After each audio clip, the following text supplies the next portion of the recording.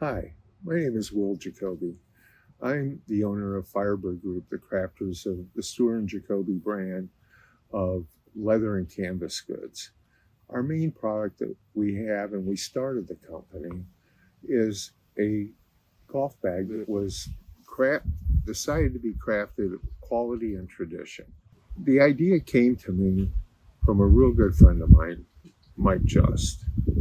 And maybe let me back up and say why Mike tried talking me into crafting a bag that was traditional and vintage for people.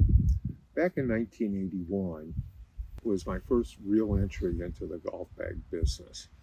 I was hired by Brunswick Corporation to run the golf division. And golf bags was part of that division as they had sold off a factory. Brunswick hired me because they had a factory that they retained from the sale of MacGregor sporting goods. And it made golf bags and bowling bags for their bowling division. They were looking for someone to figure out a way to salvage the factory and continue with golf bags because obviously it helped keep the cost of their bowling bags down.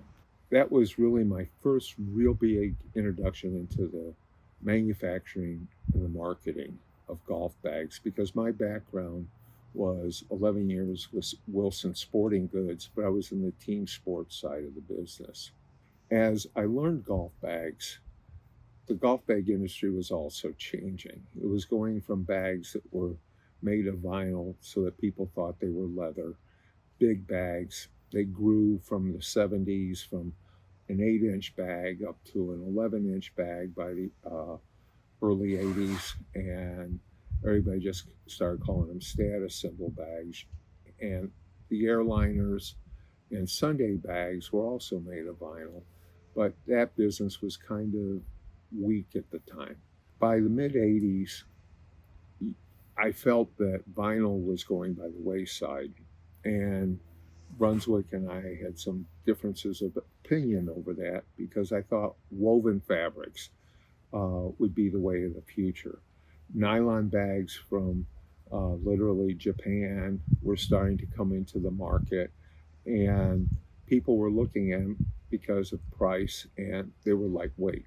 We introduced a bag through Hogan, the Ben Hogan company, in '85 out of a material called Propex. It was a woven material. Made the bag a little lightweight, and it was different, and people liked it. Quite honestly, it surprised everybody because on the initial sale on it, the initial year, we sold 10,000 units of the bag. Fast forward, as time was going on, Brunswick was not really happy with me staying with woven materials. They wanted more vinyl used to help their pricing in bowling. So I left and started a company by the name of Royal Dublin Golf. And our whole product line was out of woven materials. We made no vinyl bags. We made some leather bags, the majority were woven fabric. And that business grew, and we were making by the end of the first year over 100,000 units because people like Spalding, Hogan, Osted's Golf, Dunlop were very interested, and MacGregor, of buying a bag that we manufactured because they liked the designs and the quality that I offered them. Our business really grew, and it also was getting hurt because politically they were taking import duties off of golf bags. And that began to hurt our pricing here in the US. By the mid 90s, it was almost impossible to manufacture a golf bag in the United States anymore, which was partially the big reason of closing down my business. For a few years, I joined the party of importing and imported bags for people like MacGregor, Wilson, Osted's, and some large retailers like MC Sporting Goods, Guard Sports out of Colorado, and Sports Authority. I did that for up to about 2002, and elected more so to get out of it because the Chinese were finding out from my designs and who my customers were, and they literally turned around and approached them directly. In 2002, I just decided that the margins for myself importing them was not worth doing, so I virtually retired. Kind of enjoyed the life of playing golf, fishing, sailing, and just relaxing. I had a good friend by the name of Mike Just. Mike and his brothers started Louisville Golf in Louisville, Kentucky in the mid 70s. And we were real good friends. We did a lot of trips together. Mike kept bugging me to make a golf bag again. I actually told him he was pretty crazy and nuts. I had no intention. I was enjoying my lifestyle. He was persistent, and finally I decided, okay, I'll try it. The basic guidelines of what he was talking about for a bag brought out the first word, a traditional bag. And anything that I make, I want quality in it. So the two words I feel they have to go together are always tradition and quality. Mike was very involved with the movement of people playing with old-fashioned clubs, hickory sticks, clubs that were made with persimmon heads. Heads to the woods were replicas of the clubs of days gone by from the teens and the 20s. He said those guys really want a traditional looking bag. I played around with some designs with a friend of mine, Steve Steurer, that's how his name is associated with my business, because I wanted to give him credit for helping me with the pattern work of the designs that I wanted. When we came up with the design, we made a sample. I had a sample made by a local sewing establishment in Louisville. The sample looked like I wanted it, but the quality really wasn't there. I said to Mike, this isn't what I want to present. And he said, why don't you put it up and see what happens? I was kind of hesitant, but I listened to Mike. He was a good friend. I didn't think he'd give me a bad piece of advice. So I put up the bag. We made a website. We put it up. And in the first week, we sold 70 bags. And I'm like, whoa, this makes sense. So there began journey number 3 of my life in the golf bag business. I started the company, had to procure equipment, which became difficult because a lot of the sewing equipment in the United States had left the United States because the sewing trade had left the U.S. mainly because of labor costs, insurance issues, and the fact that the government dropped all the import duties, believing in a worldwide economy. It took me about 8 months to find all the equipment that I needed to make a golf bag from the beginning to the end product.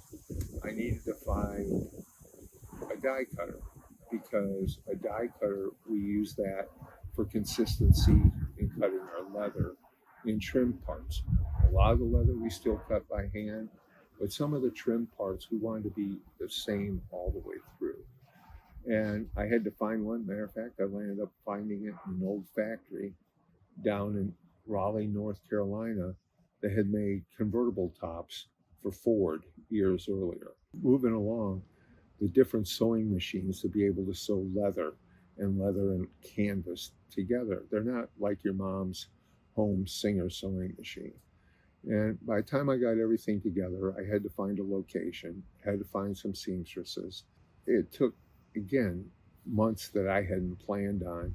And people were patient. They understood what I was trying to do. They still wanted the bag. They liked the idea. And about 6-8 months later, we started production of the bags. By then, we had sold over 100. I learned that the golf bag industry wasn't what it was when I left it in 2002, especially the manufacturing side. And training people to sew a golf bag is a lot different than training someone who had made shirts or ties or ball caps, which is where the seamstress background was I was finding. And it took us a little bit longer to get up to speed. In fact, one of my daughters, my youngest daughter, Megan, she kind of felt sorry for me because I didn't know if seamstresses were going to show up or what quality they would make. Never had sewn a day in her life.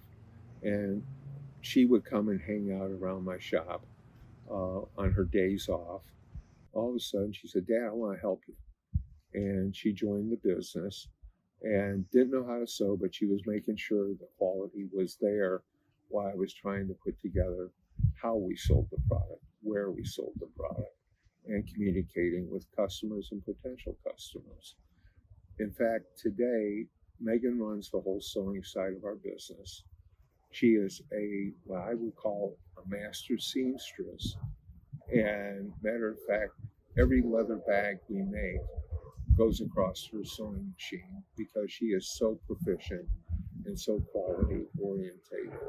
I'm actually very blessed to have her in the business on that side, helping with the making of our golf bags. I can assure you of three things in our golf bags, whether it's a leather or leather and canvas bag. The one thing is you will not find a product made by anybody, whether the couple golf bag people that are left in the U.S., whether it be an import, whether it be a bag that you find from days gone past. There is no quality out there better than ours. All our materials are U.S. based. All our materials, our leathers, our fabrics are U.S. And we go and choose our leather ourselves from a tannery that is a boutique tannery, and their quality is second to none. And there's very few tanneries left in the U.S. Most people are getting their leather out of India or Mexico, and we get ours here in the U.S. So when we say with our product, born in the USA, it's not just a Rick Springsteen song, it's what our product is. And that's what we wanted to bring to people, a product made in the USA.